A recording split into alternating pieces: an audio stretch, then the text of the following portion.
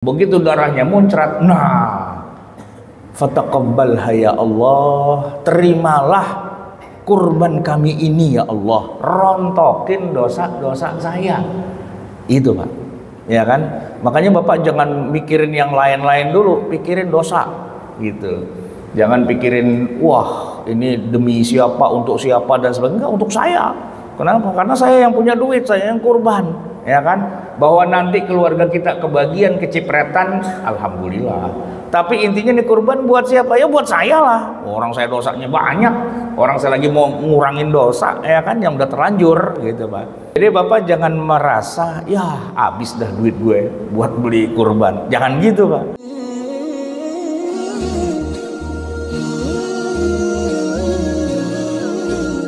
Jadi Bapak jangan merasa ya habis dah duit gue buat beli kurban. Jangan gitu Pak. Justru gini, ya masih nyisa nih duit, sayang-sayang, udah habisin dah.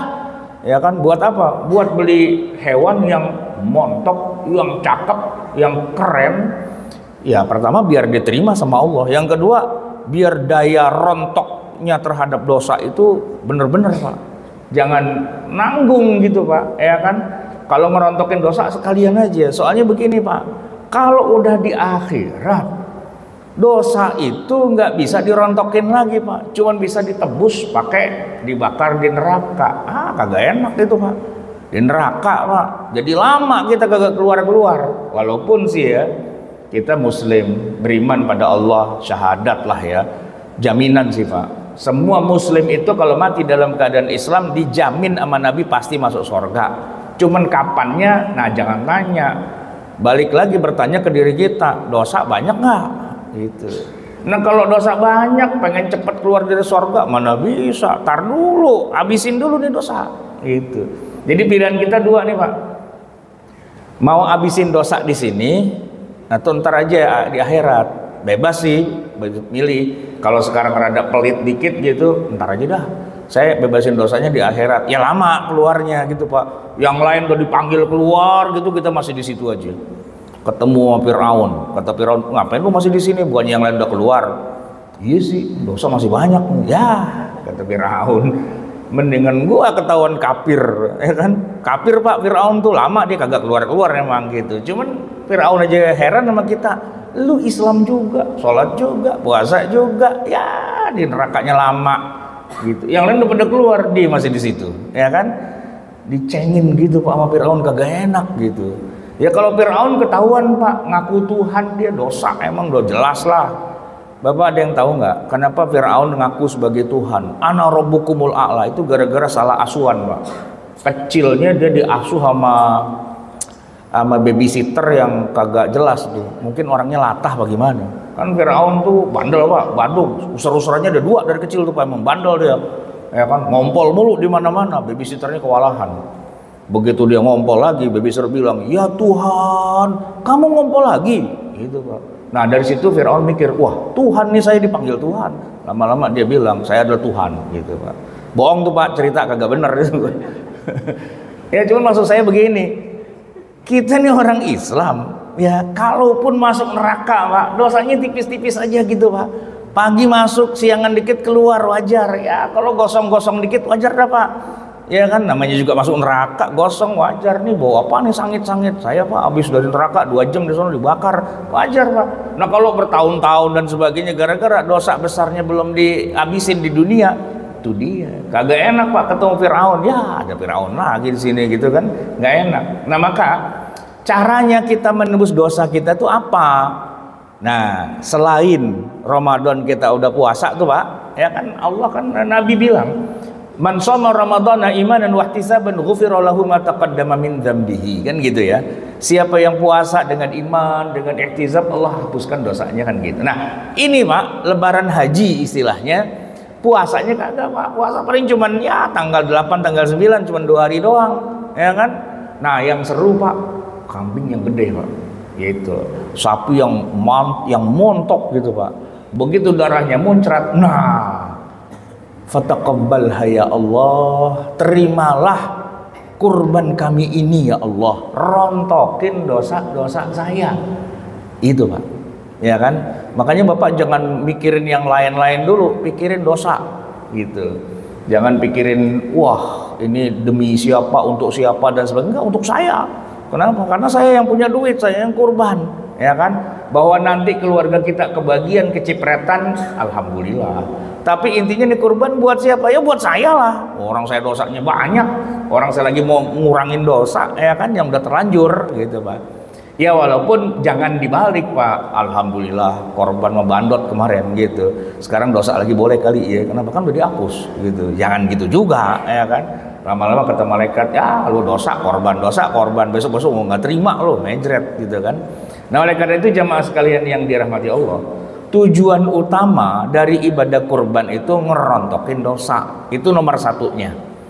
Jangan mikirin yang lain dulu, pikirin ngerontokin dosa. Nah oleh karena itu kalau udah dosanya dirontokin, jaga baik-baik, jangan bikin dosa lagi, ya. Jangan bikin hal-hal yang sekiranya nambah banyak itu dosa. Udah dibersihin capek-capek, dikotorin lagi, hati-hati.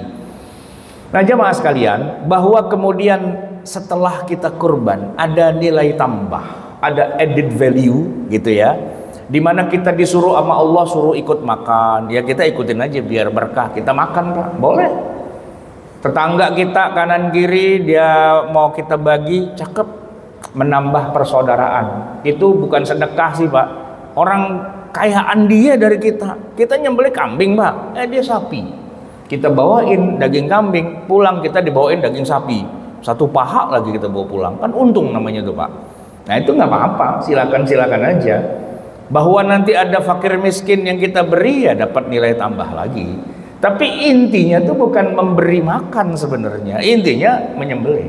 Nah oleh karena itu Pak, biar dapat nilai kefadilahan yang lebih utama lagi, syukur-syukur nih Pak, kalau bisa Bapak latihan pegang golok dah dari sekarang, ya kan. Kambing titipin sama panitia kurban, tapi ingat yang nyembelih saya, gitu Pak. Kenapa? Nabi itu Pak nyembelih sendiri, ya nggak sendirian sih, maksudnya ada yang megangin, tapi yang menghajar itu Nabi langsung. Kenapa? Lebih afdol Pak, lebih afdol. Nah kalau emang nggak bisa nyembelih langsung karena nggak terbiasa, ya diwakilin orang lain boleh, ya kan.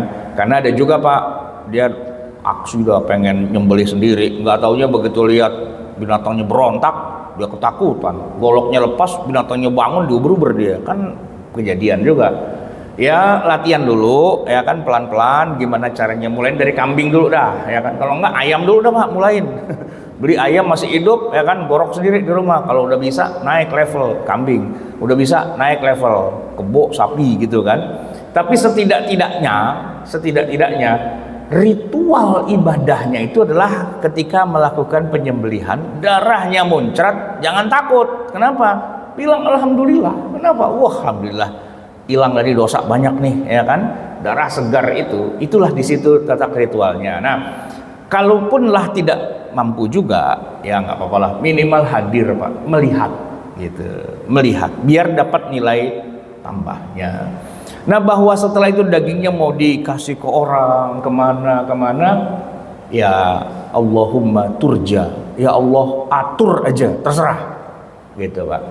Nah sekali di zaman kita sekarang ini, kadang-kadang Pak, orang nggak mau repot, dia sekedar bayar aja udah gitu kan. Berapa duit nih? 4 juta, 5 juta, bayar. Dia sendiri lihat juga kagak, nyembelih juga kagak. Kalau bicara hukum fikihnya sih ya sah juga, sah, cuman lain gitu Pak perasaan kita, ya kan. Kayak gini Pak, ini contoh aja. Bapak yang pernah menikah Pak, seandainya pada hari hak pernikahan sebagai pengantin laki-laki Bapak nggak bisa hadir, digagalin apa jalan terus diwakilin Pak? Ya boleh sih diwakilin, ya karena misalnya mau nikah nih Pak, ternyata ada halangan gitu kan, nggak bisa hadir, orang udah kumpul semua, KUA udah datang, ini pengantin perempuan udah dandan dari subuh Pak, dari jam 4 subuh udah dandan itu ya kan. Mempelai laki-laki kena halangan, kebanjiran gitu kan. Ini pernikahan mau dibubarin apa diterusin? Terusin. Gimana caranya? Taukil, diwakilkan. Boleh Pak. Ntar ada orang yang menjadi wakil dari mempelai laki-laki, yang nerima qabiltu nikahaha wa tazwijaha gitu Pak. Yang penting orangnya jujur, jangan bilang cakep juga nih pengantin perempuan, buat gua aja dah. Nah, itu namanya